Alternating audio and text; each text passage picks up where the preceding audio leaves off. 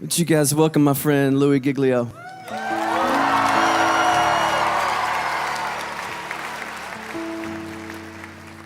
You guys can have a seat. Thank you so much. Man, what a great confession. We're calling this, I think you knew this already, the How Great Is Our God Tour. Not just because God has given Chris this phenomenal song that circled the globe, but we're calling it the How Great Is Our God Tour because we are here tonight worshiping a God that is far beyond anything we could ever dream of or imagine. We are here tonight to worship a huge, massive God of grace and glory. If there's anything that can happen tonight, our heart is that we will leave tonight with at least a couple of things having happened to us. One being that our view of God will be completely blown up all over again, and that the view that we have of God will be expanded in this place tonight. And that we will leave here with the confidence that He is able to hold on to us and hold us together no matter what circumstances come our way in this lifetime. And if you were with us on the Indescribable tour, we sort of took a swing at that first part, looking at the bigness of God and the greatness of the universe. Anybody make it out to the Indescribable tour, by the way? A few of you guys were there. The story of it in a nutshell was that the heavens are telling the glory of God. Their expanse declares the work of His hands. In other words, all you have to do is look up and you see the size of the God that we're worshiping tonight. We ended that, just a little review, with this galaxy right here, the Whirlpool Galaxy. You're like, man alive, we're talking about astronomy at a Christian worship service. Why not? The God that we're worshiping tonight is the one who created that right there. It's called the darling of astronomy. The reason why is it's sitting completely perpendicular to us on Earth, and when we look up at it, we get this beautiful view. But check this out. The Whirlpool Galaxy is 31 million light years away from where you're sitting right now.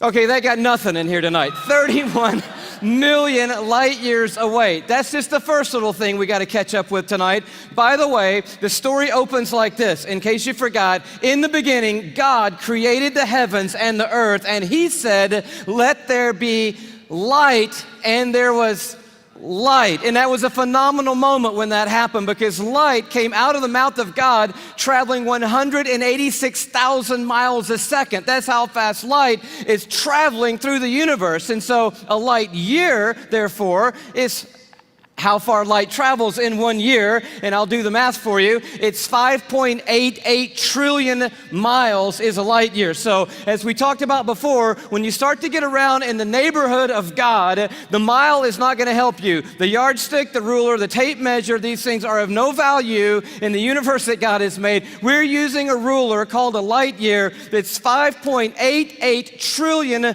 miles long. And if you'd like to go to the Whirlpool Galaxy, be my guest. All you have to do is multiply 31 million, that's how many light years it is away, by 5.88 trillion miles, and that's the distance that you've got to cover. Anybody with me so far? I'm wondering, are there any science lovers here tonight? Because we're going to have a little scientific content tonight, and I need to know if anybody's going to be with me so far. So you do the math, or you could look at it a different way. You just have to travel 186,000 miles a second for 31 million years, and voila, you will arrive at the Whirlpool Galaxy. Second thing that's pretty stunning, given that our God made that, is it contains 300 billion stars. In that one galaxy, 300 billion stars. And it is one of hundreds of billions of other galaxies in the known universe that God has made. And it just reminds us all over again tonight, man, this God that we're singing to tonight, He's enormous. He's bigger than anything we've ever dreamed of. He's bigger than our wildest imagination of Him. But we ended by looking inside that thing, and this is pretty stunning. Those of you who've seen it remember, but the Hubble Space Telescope is circling the Earth at 360 miles above the Earth, and it takes amazing images of these galaxies and other phenomenon of the cosmos, and it looked into that white core of the Whirlpool Galaxy, and lo and behold, there is a black hole in there. And we'd never seen it before until Hubble could take an image of it, and I found this on NASA's site, hubblesite.org. This is what Hubble sent back to us from 31 million light years away from the black hole core of the Whirlpool Galaxy. They send us back this image right here, and it's just crazy. It's crazy. It's the glory of God, the grandeur of God. It's the grace of God and the mercy of God everywhere we look. It's the imprint of God in all of creation, everywhere we turn. And tonight we just want to begin with the bigness of God, the grandeur of God all over again. We're going to do it by looking at 4 stars. Can you handle 4 stars tonight? The first one's easy because there's just one star in our solar system, and that star is called the sun. Thank you very much. Yes, it's our own star. It's there's an image of it for you, by the way. It's a little more fierce than we often think. It's 10,000 degrees Fahrenheit on the surface, but what I want you to see about it is how big it is. It's 93 million miles away, so when you're looking up in the sky, it's pretty good pace out there. By the way, light traveling 186,000 miles a second. It's only taken 8 minutes to cover that 93 million mile journey to touch your skin here in Atlanta, Georgia. But what I want you to see is the size of it. It's like 1,000,000 times the size of the earth, and that matters to us tonight when you hear what the psalmist said. Listen to his words. By the word of the Lord, this is Psalm 33, the heavens were made. In other words, God didn't lift a finger when he made the universe. By the word of the Lord, the heavens were made. But he goes on to say, their starry hosts by the breath of his mouth. So we're looking at something so intense that we don't want to get any closer than 93 million miles away, which is what we are right now. And then we read that God just breathes out stars. It's crazy to think about it. 1,000,000 times the size of the earth. So here's a little perspective that sort of changed my life. If the earth were the size of a golf ball, okay, the sun would be 15 feet in diameter. Okay, that didn't seem to move anybody either, so let me try it a different way. Let me just try it just a different way. I thought I might need this, so I brought a golf ball, okay? So all through the evening, this is gonna represent Earth, all right? So this is where we are. I need everybody in the building to look as closely as you can and find yourself, okay? And when you found yourself, I want you to nod your head so that I know you've located you on the earth, okay? You nodding your head? Okay, you found yourself. If the earth were a golf ball, the sun would be 15 feet in diameter. That's not 15 feet in diameter. Can we blow that up just a hair, maybe give them 15 feet in diameter? So here's a little perspective for you, okay? Is this working for anybody? Here we are on the earth, and that's the sun. It's so big,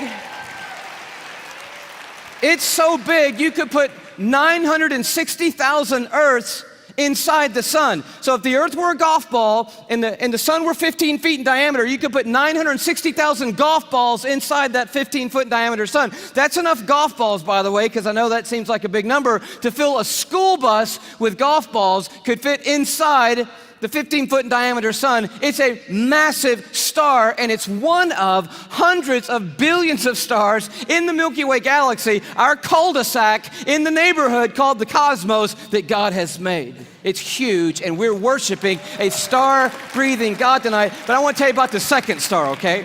Because the second star absolutely wrecked my life. I heard about it when I was a high school student here in Atlanta. One of our youth leaders did a talk, and he mentioned this star. I didn't know how to talk to God for about 2 months after I heard about this star. It's called Betelgeuse or Betelgeuse. You can pick your pronunciation. I'm obviously going with Betelgeuse, and Betelgeuse is incredible. Here it is in the night sky. I know it doesn't look incredibly ferocious, but it's 427 light years away. So that's 427 times 5.88 trillion miles away from us right now. Draw it in a little closer with the Hubble Space Telescope, and you can start to get a little bit of the feeling of its intensity. But this is the crazy thing about Betelgeuse. Are you ready for this? Betelgeuse is twice the size. Are you ready? You think I'm going to say twice the size of the sun? Oh no, it's twice the size of the Earth's orbit around the sun, Betelgeuse is. It's crazy. If the earth were a golf ball, Betelgeuse would be the height of 6 Empire State Buildings on top of each other. Now, come on, have you seen the Empire State Building? I mean, maybe what you're gonna need to do is gather the family, get a golf ball, get some plane tickets, and fly up to New York. And you're gonna go into Midtown, you're gonna take your golf ball and put it on the sidewalk outside the Empire State Building. Don't worry about people thinking you're crazy. They're not even gonna notice you in New York. You're gonna go across the street, you're gonna look up at the Empire State Building and imagine 5 more Empire State Buildings on top of the Empire State Building. That's Betelgeuse, and that's the earth, and somewhere you're on it.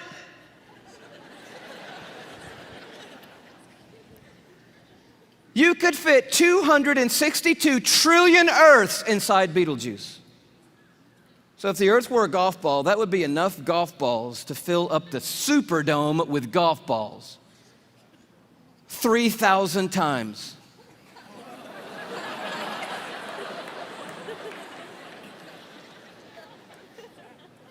When I heard that as a teenager, that stumped me right there. Because most of my praying had been advising God, correcting God, suggesting things to God, drawing diagrams for God, reviewing things with God, counseling God. The third star, can you go a little bit bigger with me? The third star is called Musifi. Here it is in the night sky. It's that gold star to the top left. We have the big image of it. It's 3,000 light years away, but I just want you to see it in the span of all these little glittering stars so that you know that at times when you look up at night, it is not just twinkle, twinkle, little star, how I wonder what you are. I'm telling you what you are. What you are is intense and huge and massive and ferocious is what you are. And this one used to be called Herschel's Garnet Star. Check it out. If the Earth were a golf ball, Musifi would be the width of 2 Golden Gate bridges end to end. Apparently, you're going to need to go from New York to the West Coast. Go to San Francisco with your family and your golf ball. Place your golf ball at the beginning of the Golden Gate Bridge. Go across the bay into Oakland to a high place where you can see the entire Golden Gate Bridge. Another second Golden Gate Bridge will be in your imagination. Span all the way back the 2 Golden Gate Bridges to the very beginning and find your golf ball over there. That's the Earth, and somewhere you're on it. One of the stars in the Milky Way galaxy. It's so big you could fit 2.7 quadrillion Earths inside this one star. Thank you so much. Where have you been all night? Now, quadrillion we have not talked about, and I need to explain this just briefly because I don't know about you, but I do not understand the national debt or any numbers bigger than about $875.28. I get that number. Go bigger than that, I don't know. But you need to understand a quadrillion, okay? Because this star is crazy big. A quadrillion, let's do it this way. Everybody knows a million, right? How many of you know what a million is? You can kind of get your head around a million. Everybody? All right. You know that a billion's 1,000 million, and a trillion is 1,000 billion, and a quadrillion is 1,000 trillion, right? Everybody knew that? Here's the perspective. This changed my life, right? A million seconds ago, 12 days ago. Isn't that cool? See, that saves you doing that on your little calculator at home, which I dare you to try to do when you get home tonight. But a billion seconds ago, you're thinking, oh my goodness, if it's 12 days ago, I'm going all the way back to like September with you, Louie. This must be crazy, right? How about May 1975 is a billion seconds ago? You're like, whoa, that's a little bit bigger than a million. Oh yeah. A trillion seconds ago, you're like, I'm on the 1800s. No. Christopher Columbus? No.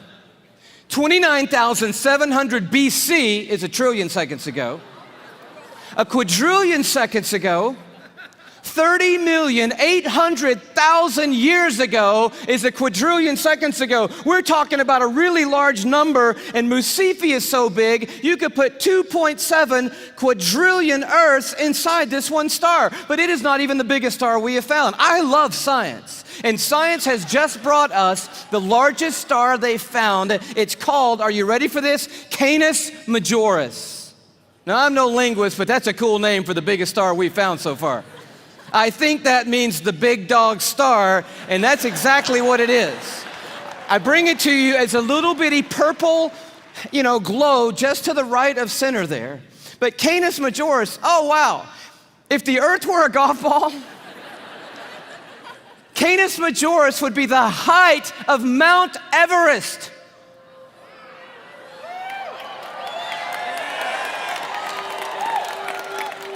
Thank you.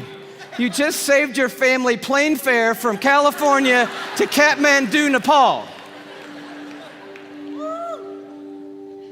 Almost 6 miles above sea level, the highest point on the planet, and I just dare you to get up there and unzip the parka and pull out your golf ball.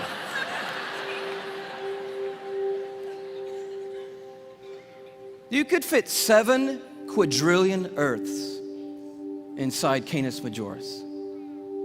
That's enough Earths, if the Earth were a golf ball, to cover the entire state of Texas in golf balls, 22 inches deep.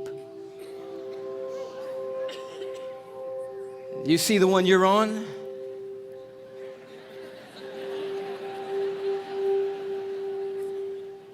Maybe this will help a little bit more. This absolutely blew my mind.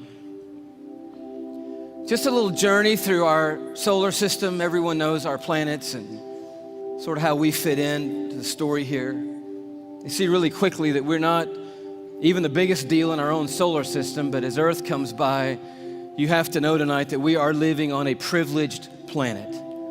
Anyone would tell you we're living at one of the most special places, if not the most special place in all of creation. But Neptune comes by and Saturn and then Jupiter, and you're like, okay, we're not all that big, even in our own little cul-de-sac.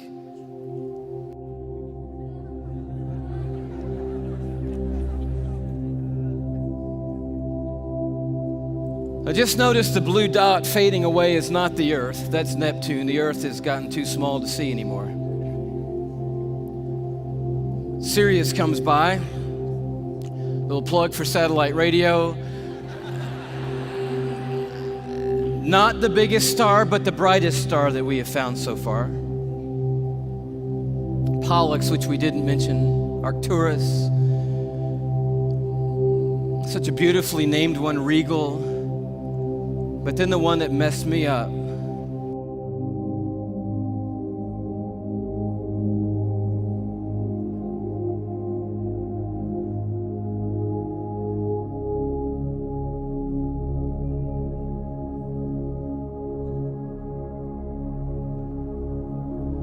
Our third star, Musifi. Musifi's cousin, W. Cephei.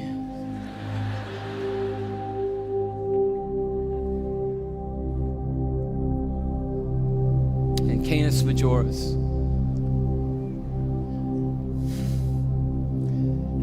And do you know that you couldn't come up here right now with a Sharpie and make a mark on the screen that would approximate the size of our sun? You couldn't even do it. I mean, when you look at these in their relative size, we just have to put a little arrow over there that says, if you could put the sun on here, which you can't, it would go somewhere about here.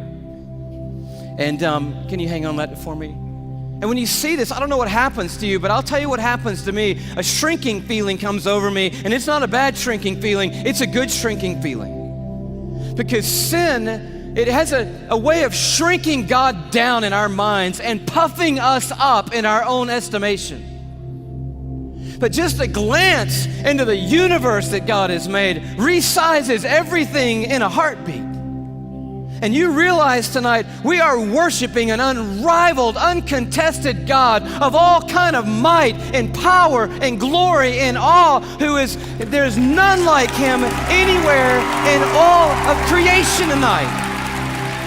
We are not here worshiping some little teeny tiny God. We are the teeny tiny ones, you and me. We are small and weak and fragile and frail. We are, you and me tonight, one of 6.5 billion people on this little golf ball sized planet in this massive universe that God has made. But I'll tell you, the miracle of tonight is crazy, and crazier to me than the size of any star. Is that though we are but a vapor, you and me, and tiny and frail, we are marked by majesty. And we have been created in the very image of the God who breathes out the stars and put the universe into place. You and I are fashioned and formed and ordained by the God of all creation. We are fearfully and wonderfully made, you and I. We are a miracle. You're a miracle sitting in the building tonight. If I could just remind you just for a moment, you are somebody incredibly special. Let me just dial back to the beginning, and I know you know this already, but in the very, very beginning, here's how you happened, okay? One cell from your mom found one cell from your dad. Now, there's more involved in that than that, but that's enough for us right now. And by the way, we should applaud the one cell from your dad, because that one cell did a pretty heroic thing to be the one cell in the story that we're talking about tonight.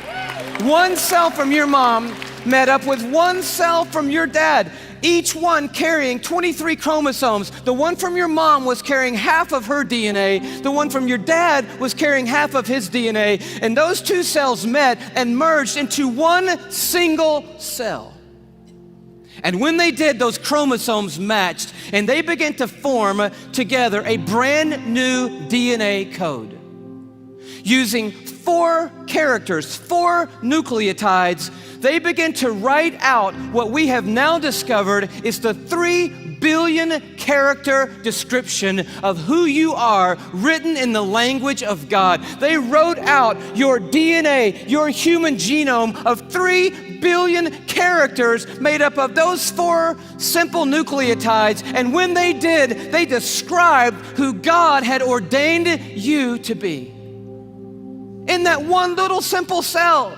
Scientists say if you took the DNA out of that one little cell and stretched it out, that DNA would be 6 feet long, 3 billion characters stretched out to 6 feet long. So amazing that if I were to read your DNA, reading 1 character per second, night and day, it would take me 96 years just to read the description of you.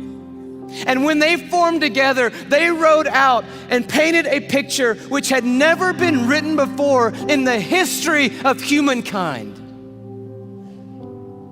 And then that cell did the unthinkable. It set out to build that model from one cell. I'm telling you, you are a miracle sitting in this building tonight. And you have come a long, long way. I mean, here you are. This may not be in the family photo album, but here you are at 3 days old. 16 cells of you. You say, what in the world is that? It's a 16-cell human embryo on the tip of a safety pin at incredible magnification.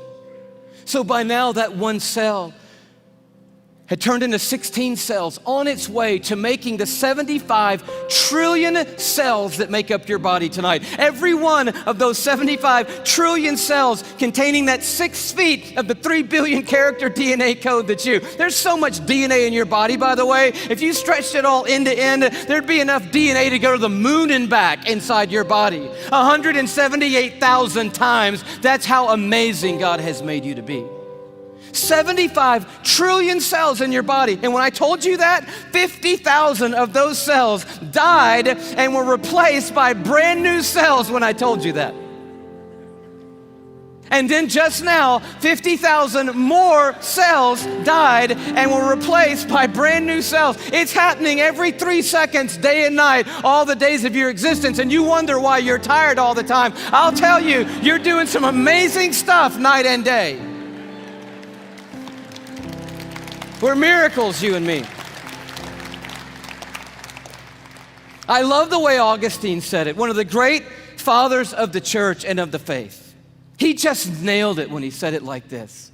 Men go abroad to wonder at the height of mountains, the huge waves of the sea, the long course of rivers, the vast compass of the ocean, the circular motion of the stars. But they pass by themselves and they don't even notice. In the womb, miracles happening every moment. Here you are at 5 months in the womb. You remember those days? Those were the good old days. And just miracles happening every second. Let me tell you about one. 1 million optic nerve endings left the optic nerve center of your brain in the womb, headed for 1 million optic nerves that had left your eye.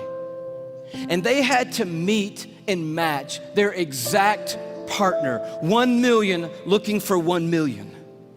And when they found their exact partner out of 1 million and matched up together, in that instant you had sight. And anyone would tell you that to this moment, the most technologically advanced thing on planet Earth is your eye. Oh, but it didn't do you any good, because when that moment happened, you just had one piece of skin completely covering your eyeball. But as I read in one textbook, miraculously and mysteriously at about the 6th month, a little cutting device appeared and it cut perfectly that piece of skin. And you had eyelids for the very first time in your mother's womb. You are fearfully and wonderfully made. And the God of the heavens is the one who fashioned you together. And he knows your name tonight. And he knows every single thing there is to know about you. And he's made you a promise that for those who trust in him, he will literally hold them in his hand and carry them all the days of their life. This Psalm 33 that talks about a star-breathing God turns an interesting corner. It says, "For he spoke and it came to be. He commanded and it stood fast." That's power and awe. But now it gets very personal. From heaven, the Lord looks down and sees all mankind. From his dwelling place, he watches all who live on earth. He who forms the hearts of them all and is intimately acquainted with everything they do. And then he goes even further. And he says, "The eyes of the Lord are on those who fear him, on those who hope in his unfailing love." And here comes this promise: to deliver them from death and to keep them alive in famine. And that is the promise tonight, because this building and our world is filled with hurting people, with lives that are spinning out of control, with pain that we didn't ask for or could never imagine. And God is making a promise to us tonight. He's saying, "I am a universe maker and I am a heart former, but I'm also big enough to be intimately acquainted with all the circumstances of every one of your lives. And I promise you, no matter what comes in this lifetime, no matter how difficult the road or how dark the night, I will hold on to you and I will literally hold you together and carry you through any and every circumstance that ever comes your way, any moment on this planet." It's the promise of God. And you say, "Well, man, that sounds good, but how do I know that's true of my life right now, Louie?" I mean, that's really what we want to know tonight. And I'll tell you how you can know tonight that God will always hold you together no matter what. It's by looking a little deeper into the human body, and it's a little protein molecule called laminin. Yeah, that's about what I felt the first time I heard that. Long story short, the tour was winding down last time around. We were in Tyler, Texas. The night was over. A guy walks up to me. I wish I could tell you the whole story. It was so of God. Introduces himself to me, says, "How are you doing? I just wanted to say hello." I said, "It's nice to meet you." He says, "You guys winding the tour down? Where are you going to go from here?" I said, "Well, I'm on my way back home to Atlanta, Georgia." He said, "Well, what's next for you?" I said, "I'm going to be preaching the next 2 Sundays for my pastor back in Atlanta." He said, "Oh, cool. What are you preaching on?" I said, "Well, the series is on the glory of God in the human body." He said, "That's really amazing. I'm a molecular biologist at the university down the road. Give me your talk." And I was like, oh, wow, I wasn't quite yet ready to unload the talk for a molecular biologist. So I kind of stumbled through what I had, and he's kind of being kind and gracious and like, that's good. And then he says, "Well, what's your big left hook? You got to have a left hook, a big finish, right?" I said, "I don't have a left hook yet." He said, "Oh, Louie, oh man, your left hook is laminin. And I'm totally blank on laminin. He goes, Louie, it's a cell adhesion molecule. Protein molecule? Do you know about proteins? I'm like, no. He said, Louie, cells organize into certain molecular structures, and that determines what protein there are. There are between 10 and 60,000 proteins in the human body. We don't even know how many proteins are in the human body, but one of them is a cell adhesion molecule. It's organized into this certain structure, and that tells the cell what its job is in the body. And this one is a cell adhesion molecule. And I'm like, all right. He said, no, Louie, it's like the rebar of the human body. The steel they put in the concrete when they lay the foundations of things, it's that stuff. It's holding your membranes together. It's the glue of the human body, Louie. It's laminin. You got to tell them about laminin. And I'm like, I promise you, I'm going home and tell them about laminin. And I'm sure when I do, revival is going to sweep across the church and probably around the world when I tell them. He said, no. You got to see laminin. I'm like, okay, let's see it. He said, no. You need to go look it up online. You need to go Google laminin. I'm like, I don't even know how to spell laminin. Takes his card out. He writes on the back, Laminin.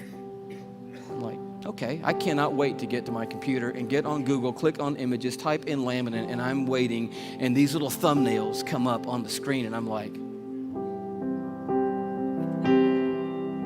wow. That's laminin, the cell adhesion molecule.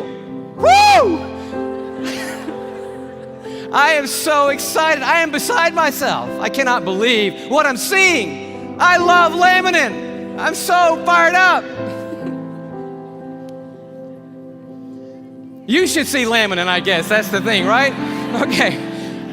Here is a scientific diagram of the laminin cell adhesion molecule that's holding your body together right now, okay? This is what I found right here.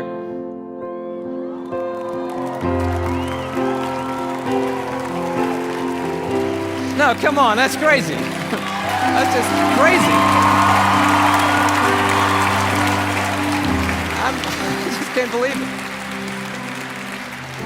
I emailed that guy back so fast, I'm like, wow, what in the world? He said, you want to see an actual laminin molecule?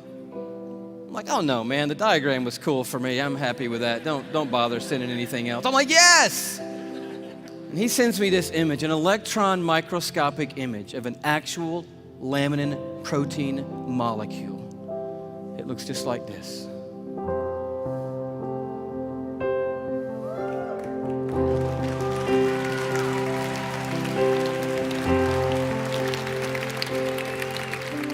Like, how crazy is that? That the stuff that holds our bodies together, that's holding the lining of your organs together, holding your skin on, is in the perfect shape of the cross of our Lord Jesus Christ. And immediately I'm thinking about the words of Paul in Colossians 1. You know this beautiful passage where Paul's talking about the supremacy of Christ and the sufficiency of Christ. He says, for by him, talking about Jesus Christ, all things have been created, things in heaven and things on earth. All things were created by Jesus and for Jesus. But then the next verse goes on to say this, it's crazy. And he, Jesus, is before all things, and in him, that is in Jesus Christ, all things hold together. It's right there. I'm like, of course they do. Of course they do. Everything holds together in Jesus Christ. And he goes on at the end of this paragraph, and he just tells the story of grace. He says, for God was pleased to have all his fullness dwell in Christ, and through Christ to reconcile to himself all things by making peace through his blood shed on a cross. So you're at the toughest place in your life. How can you know that God is going to hold you together and bring you through? You know because there is a cross standing over history, and it is looming over this building tonight. It is the place where the star breather became the sin bearer, where the universe maker became mankind's savior. And it is proof that God doesn't always change the circumstances. He did not change them for Jesus on that hillside outside Jerusalem. But the cross is also proof that God always has a purpose in the circumstances, and that His purpose and His plan will prevail and will triumph through any circumstances in this world.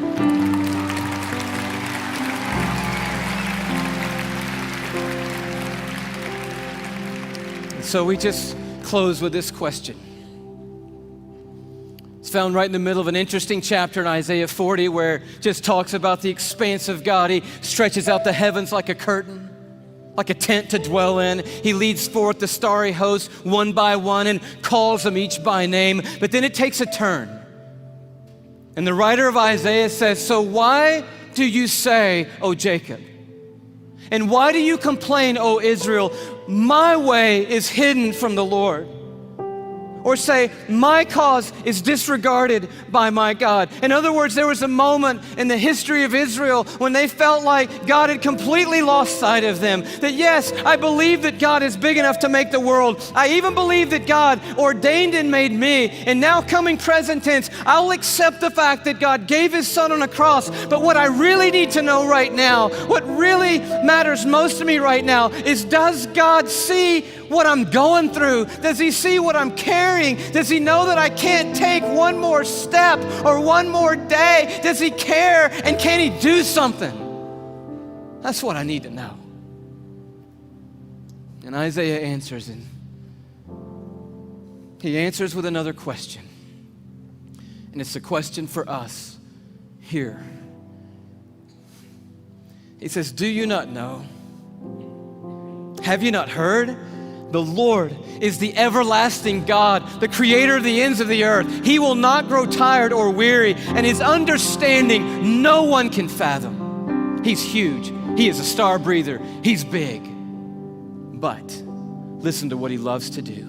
That God, that creator of the ends of the earth, that I do not grow tired or weary, that my understanding's too great for you, that God, here's what He does. He gives strength to the weary, and He increases the power of the weak. For even the youths will grow tired and weary, and young men will stumble and fall. But those who hope in the Lord, another translation, those who wait upon the Lord.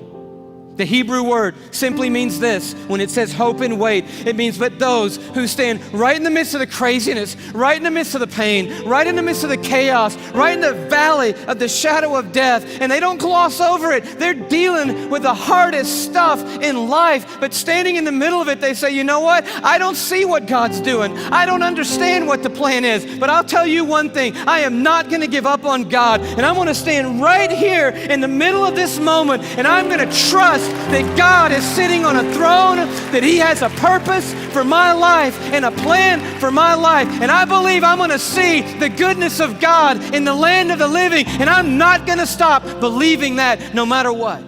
That's what the word means, to wait and to hope on the Lord. And He said, and here's the promise. You're going to wake up to rosy circumstances? No. Oh, He can do that, and He does do that. But the promise is greater than that.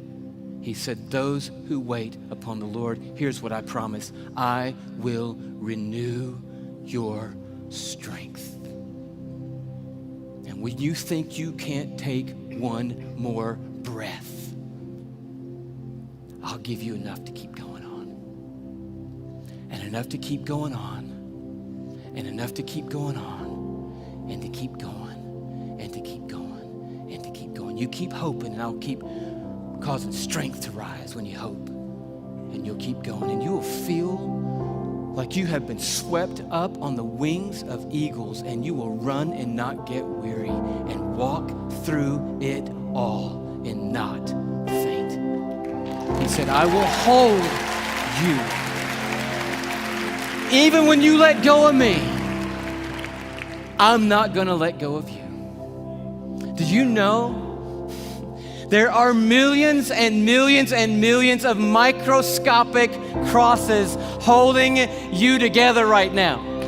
And one giant, glorious cross of Jesus Christ that's holding every one of us that's trusted in Him onto the Heavenly Father and holding the Heavenly Father onto us. And it's going to keep holding us onto Him, that cross, forever and ever and ever and ever. We will never not be carried by the strong hand of a universe-making God, and He will bring us through. That is the promise of the everlasting God. Amen. God bless you. Bless you. Bless you.